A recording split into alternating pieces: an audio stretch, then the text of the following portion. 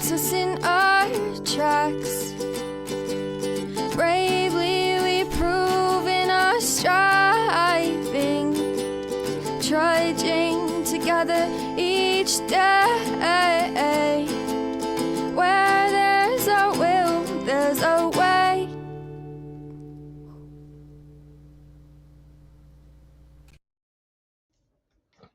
Happy Tuesday. Happy Tuesday to you.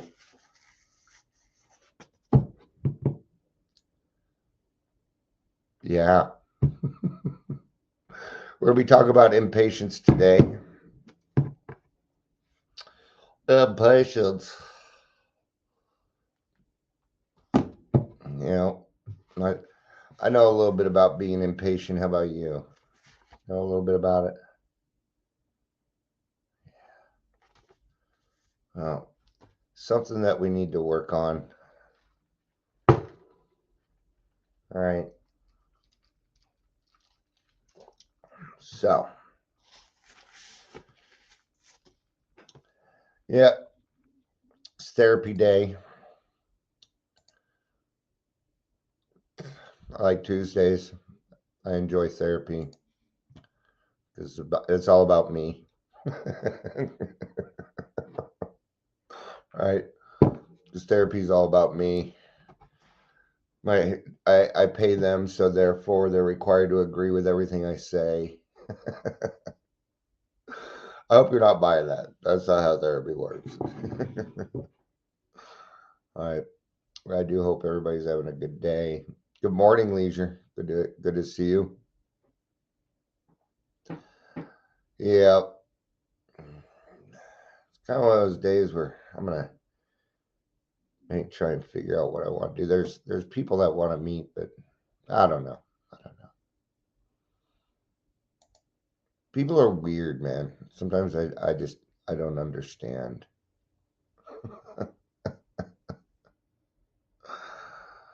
Oh well, it's not for me to figure out at all times. Well, no wonder no wonder I didn't get this email. He sent it at almost 11 o'clock last night. That's why. Okay. So we're gonna be doing a little bit of reading. We're gonna be in As Bill Sees It, page 111. And then we're going to go over to the 12 by 12 on page 79. Why does it feel like we just read that? Why does that seem familiar? Hi, Amber. Happy lunch break. Good to see you. No. Okay. Maybe it was just I'm mixing it up with another number. You know.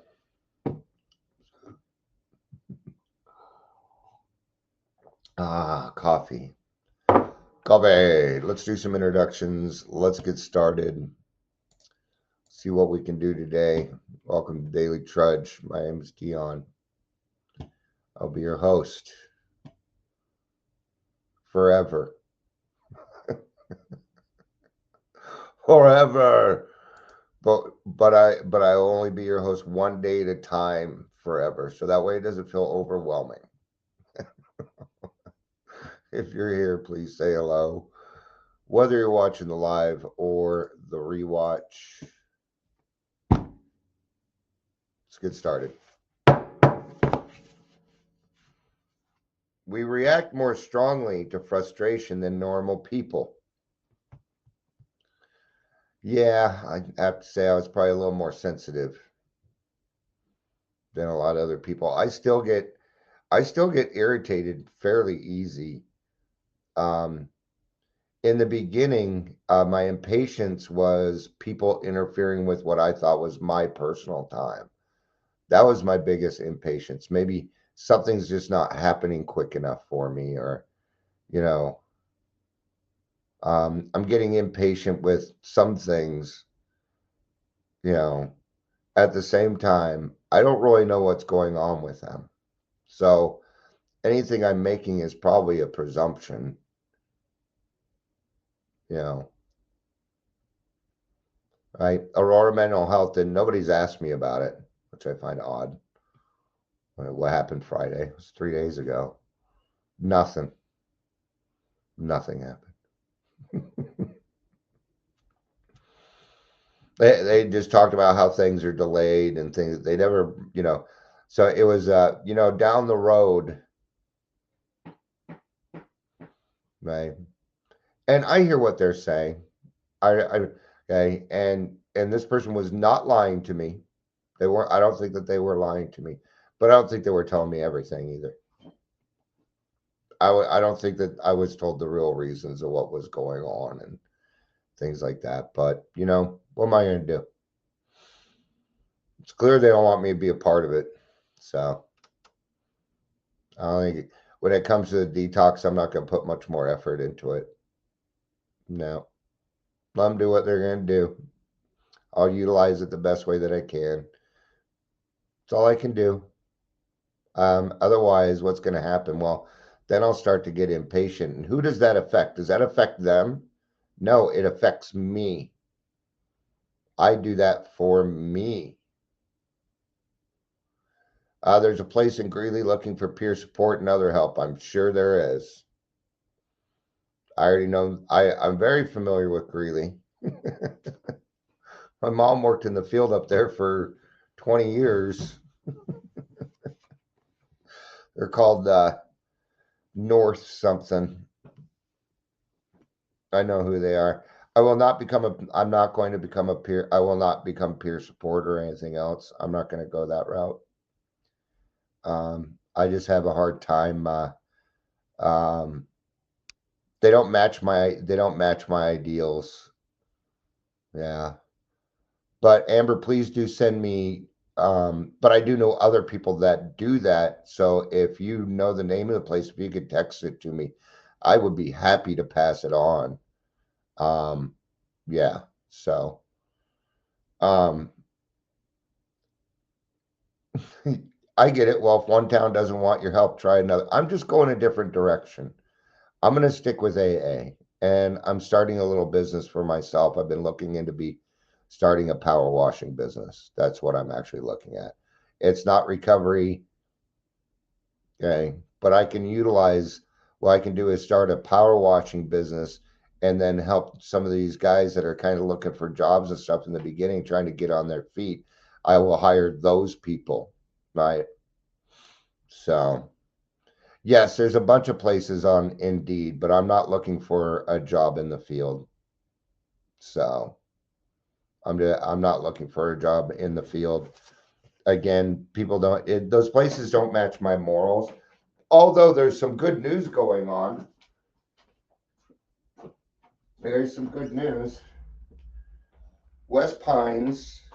I'm gonna give a plug to West Pines.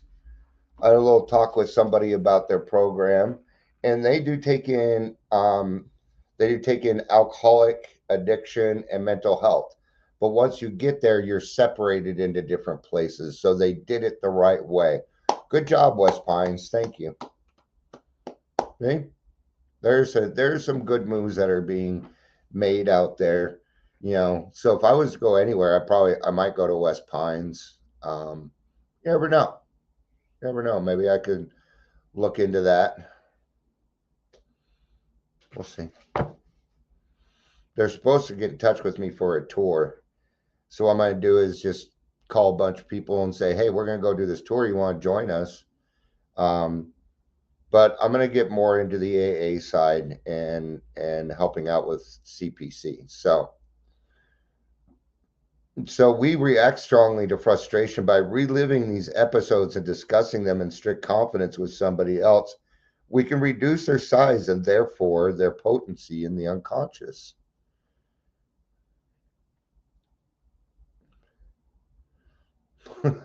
Where is West Pines? Ooh. West Pines used to be more located towards Golden, but now their main campus is off of Huron and 112th. So it's by Kaiser over there. It's right off Huron. So when we talk about these things, our frustrations and these types of things, they tend to start to lose their power. When we tell on ourselves, like maybe you feel like drinking, so you go to a meeting, you're like, I'm just having a really rough day, I feel like drinking. Suddenly it doesn't have the power over you that it might find that it did have. Okay. So when we have our problems and we talk about them, they start to get down to their right size. Right. So especially when we're frustrated. Especially when we're frustrated. So let's get to the 12 by 12, page 79. Let's go there. It's going to be on step 8. Yeah, I think they had to tear down the Dollar Tree to make it, actually. So I think you're right. You're right on there. Okay.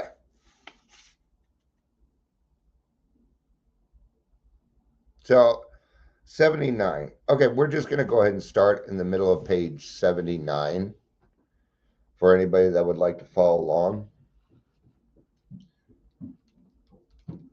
I have more of a brain today. I insisted on sleeping in. I mean, it's not moving very fast. Last week was a little too fast for me. All right, the Adderall, which I stopped taking days ago because it worked, but it worked way too well. My blood pressure was way too high, and it was making me very, very fucking cranky. So yeah, no. Ha ha, you're funny. Amber says that's what he said. All right. So page 79, that's what he said. All right. Some of us, though, tripped over a very different snag. We clung to the claim that when drinking, we never hurt anybody but ourselves. It's the number one denial. It's why we drink alone. It's why we end up drinking alone. It's one of the reasons that we drive everybody else off, right? At least I did. Jim Beam and I used to like to play this little game called Leave Me the Fuck Alone. And you left me the fuck alone. Period. Don't even bother asking me any questions. Yep. This is the number one fallacy. You know, oh, I'm not hurting my kids. Well, yeah, you're in your room drinking alone while your kid is on the other side of the door wanting to go through the ball, but you don't want to. Yeah, no, we affect people. In fact, we tend to affect people more than normal people do. And no, I'm not getting into the normal conversation. You know what I'm talking about. You know what I'm saying? Right? Our families didn't suffer because we always paid the bills and seldom and drank at home. Coming home drunk's the same darn thing. Yeah.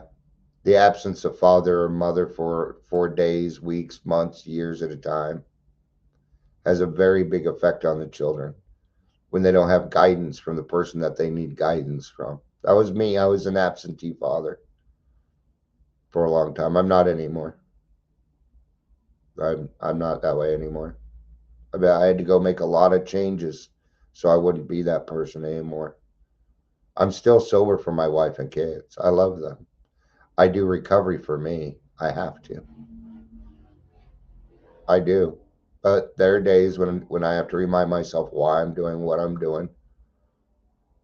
Yeah. And that's okay. It's all right.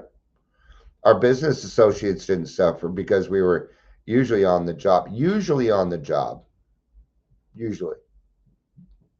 We were there physically, but were we there mentally? Only partly. Our reputations hadn't suffered because we were certain few knew of our drinking. There's another fallacy. Everybody knows about your drinking. Everybody knows. Just so you know, you're hiding it. They just don't want to talk to you about it because you're a dick. Because you get defensive.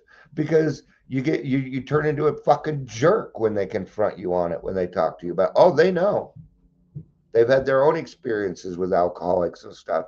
and they just don't want to deal with it. You're toxic. And nobody wants to fucking be a part of that anymore. Man, I just changed my whole screen by accidentally hitting my. All right. Those who did would sometimes assure us that after all, a lively bender was only a good man's fault. What real harm, therefore, had we done? No more surely than we could easily mend with a few casual apologies. The fact that we even have to get to a few casual apologies, there's something in and of itself wrong with that.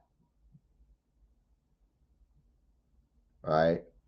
I guess some people didn't really like the confrontation there that were kind of assholes. They left. It's all right. I am what I am.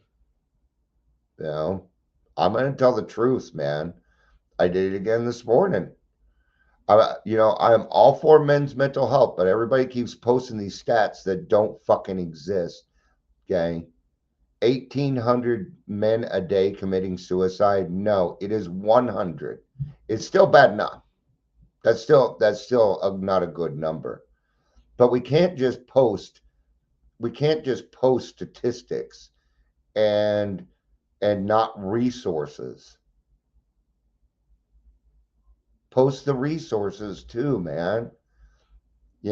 Before you repost something on something like that, go check the fucking facts first, please.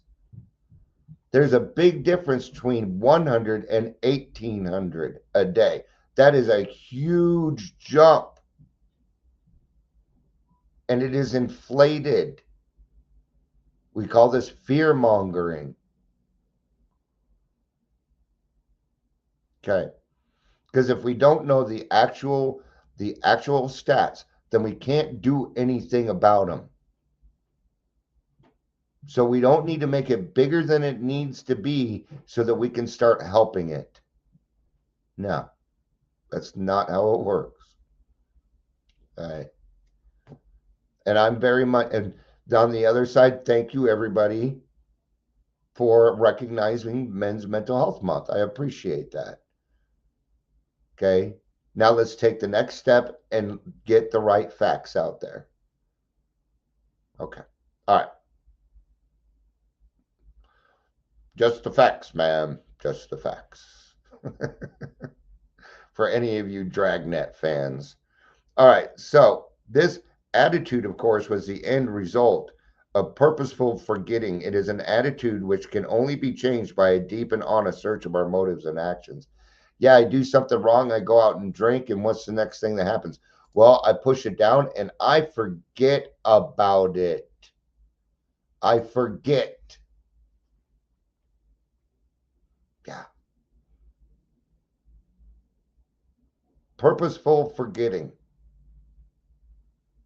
that I'd even done that to somebody. I'm going to tell you something. You don't get away with anything in this life.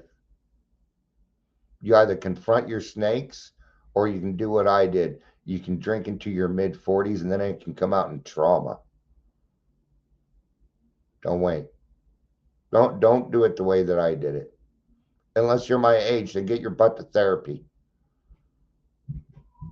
Actually, I believe that every alcoholic should have a therapist, but that is opinion only.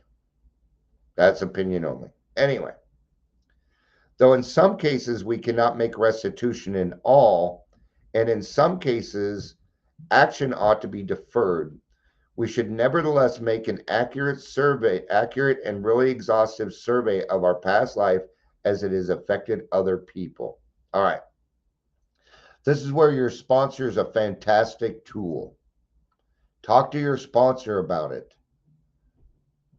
Talk to your sponsor about it. They're going to have the right answers. See, what my brain's going to do is come up with excuses to try and find the easier, softer way. That's why I really need a guide in step 8 and 9. My sponsor was very, very helpful with so.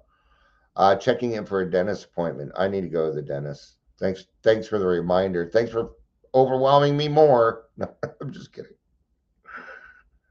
All right. In many instances, we shall find that though the harm done others has not been great, that's not always true. Okay. Here's the thing, the emotional harm we have done ourselves has. You think this is about the other person, but it's most of it's not. This is about you taking care of you. The hours we have spent in turmoil over something that could have been taken care of in 2 minutes. Why do we continue to do that? Why do we let that happen? So that we have reasons to drink. Those are great excuses to drink, and people buy them. And until you run across another alcoholic or somebody like yourself that's like, yeah, that's not true. That's bullshit. You're just doing that so you can continue justifying your drinking or whatever else. Right? Mm. That's all I was doing. I was just justifying my drinking.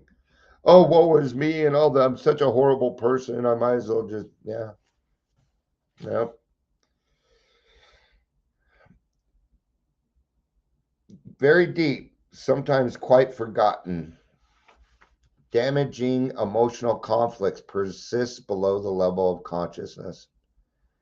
At the time of these occurrences, they may actually have given our emotional violent twists, which have since discolored our personalities and altered our lives for the worse.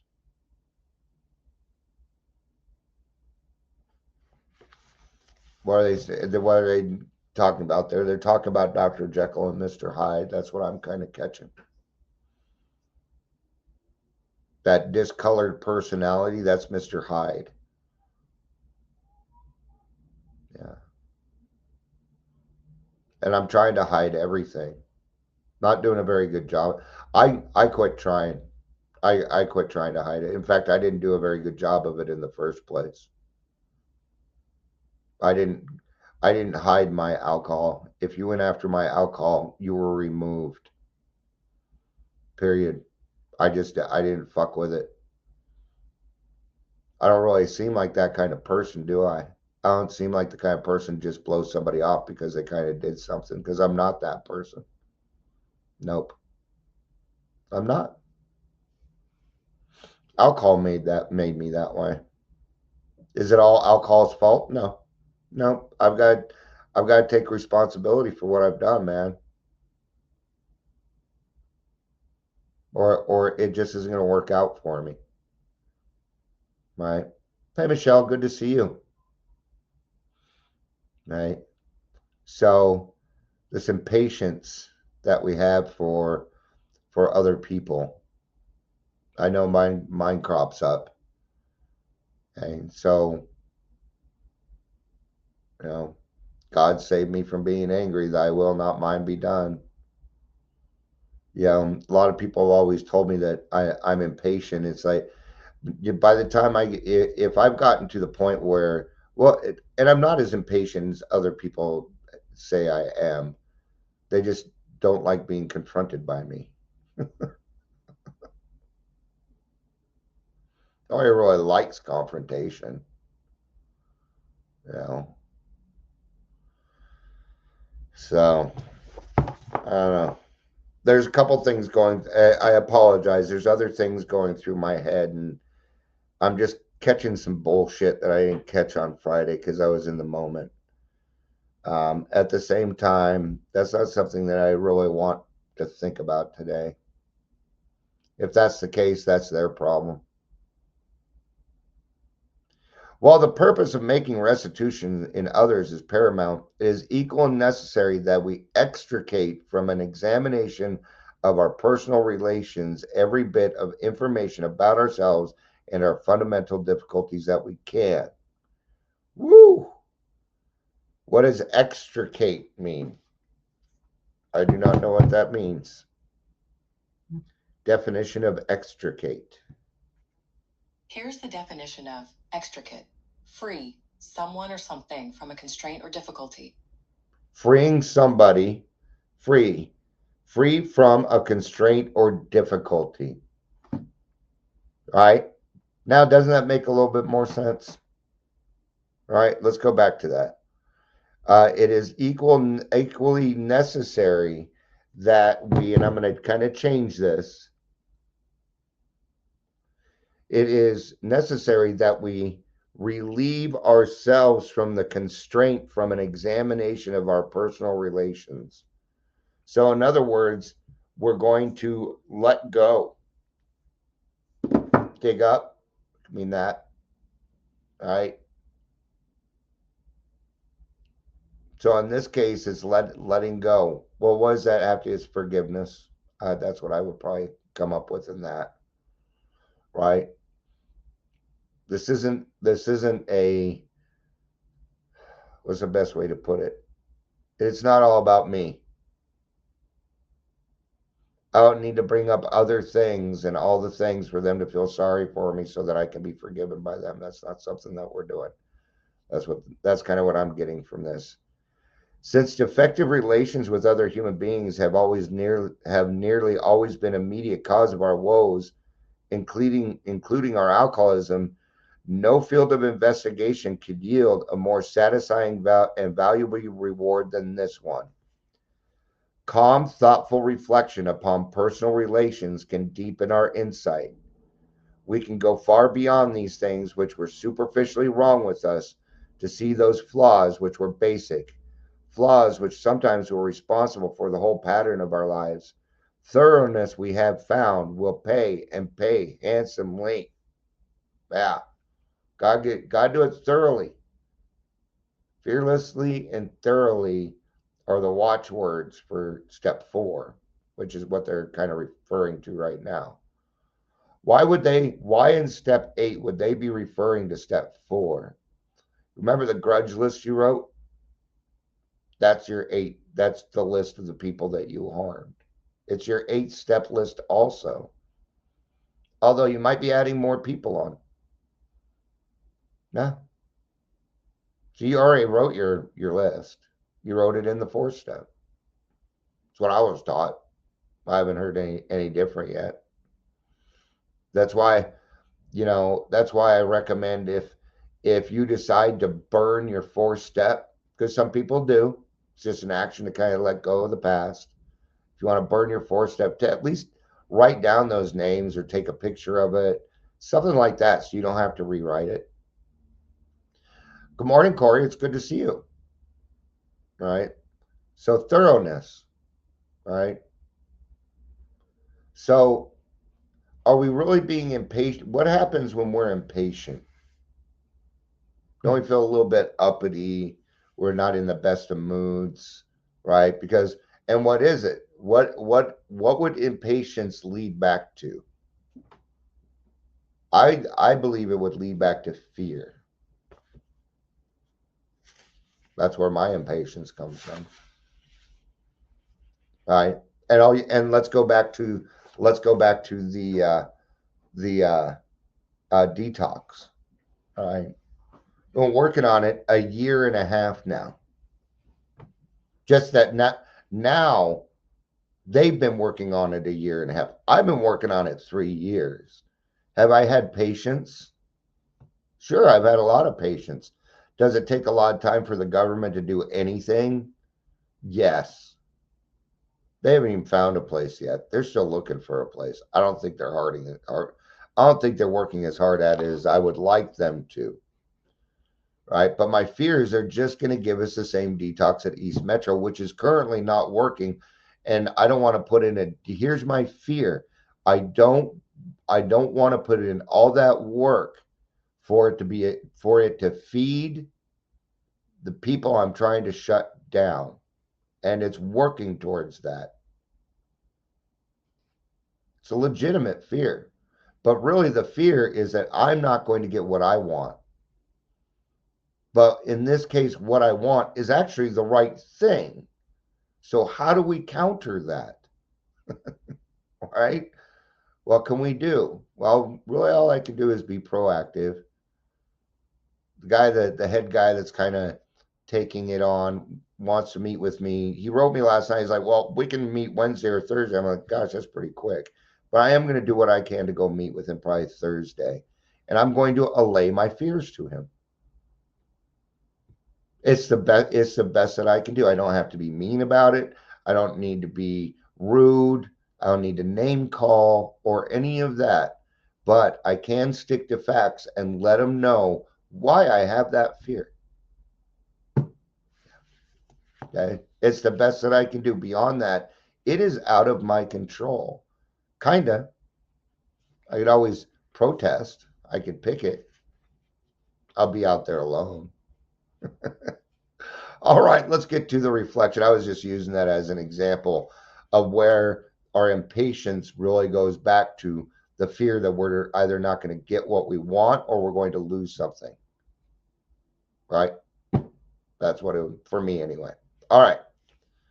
So today's daily reflection: impatience with other people is one of my principal failings. Following a slow car in a no passing lane or waiting in a restaurant for the check drives me to distraction. If I'm in a hurry, yeah, sure, I can get impatient about that. When I get like that if I feel trapped. It's actually not my alcoholism, it's my anxiety, right? So I have to, sometimes I have to walk away for a minute and then I can come back. And if I'm in a car, I just need to remember that there are other people on the road. Okay. But I don't know how many times I'm like, what's wrong with the fucking speed limit? I'm not a huge speeder, but the speed limit would be nice. Let me get out of second gear here, guys. I get a little impatient on the road. All right. I could certainly do better. All right. Before I give God a chance to slow me down, I explode, and that's what I call being quicker than God. Okay. That I don't get to anymore. That's the part where I don't go anymore. It's not for me. Who knows what's going on with that person? Maybe it's a grandma, right, who's driving slower, but she has nobody to take her to go get her arthritis pain medication. Gosh, gonna feel it, and that kind of make me feel like a jerk now, huh? Yeah. Maybe that person doesn't have anybody to help them at the moment. They need to get it done. Maybe they just found out that they're something happened with their daughter. They don't know what's going on. They're in the hospital. So the guy's blowing through things, trying to go around, being impatient. You just never know what's going on with somebody else. So if we can take a few extra minutes and think about it, since we alcoholics are kind of tortured by this, right? But I like what they said, what I call being quicker than God. That repeated experience gave me an idea. I thought if I could look down on these events from God's point of view, I might better control my feelings and behavior. I tried it, and when I encountered the next slow driver, I levitated and looked down on the other car and upon myself. I saw an elderly couple driving along, happily chatting about their grandchildren. I got grandchildren. I'm a very young grandpa. I'm fortunate that way. I got 5 grandkids. I'd like one more. But they've all said no. And there wasn't even a thought. The answer was no. All right. Maybe one day, but I think we're done. Now I'm gonna have to look forward to great grandchildren. Hopefully I'll be around. Anyway.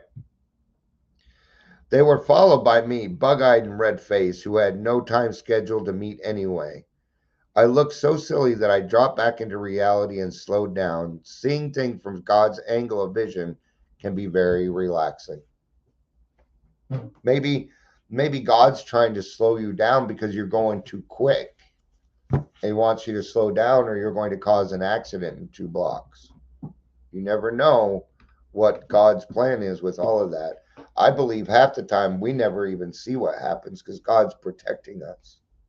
And our finite minds just don't see that. Okay. But impatience affects you more than it affects anybody else. And since it leads back to fear, it is an ever corroding thread against your soul. We don't want that either, do we? No. Right. Be patient with yourself. You're going through something hard. Okay. Everything that we give to everybody else has got to start with us. That includes being patient. I have to be patient with myself before I can be patient with you. I have to love myself before I can start to love you. All right. Patience, tolerance, kindliness, and love. All four of them I need to do for me before I can do for you. You cannot transmit something you do not have. Okay. All right. Thank you, everybody, for being here. I appreciate it. I think I'm going to try and hit a noon meeting. I don't know which one, though. Probably one where I can just sink into it. Yeah. Hide behind my camera and listen. Probably one of those kinds. Oh, we already did coffee. We did coffee yesterday, so I can dismiss that. Okay. Thank you, everybody, for being here. I appreciate it. I hope you have a fantastic day. Good chance I'll be back again later, 2 o'clock, 3 o'clock. All right. Now, it'd be after 3 o'clock, maybe 1 o'clock. I don't know, but I'm pretty sure I'll be back again later. Thank you, everybody, for being here. I appreciate it. I love you. You know I do. Peace out and have a day.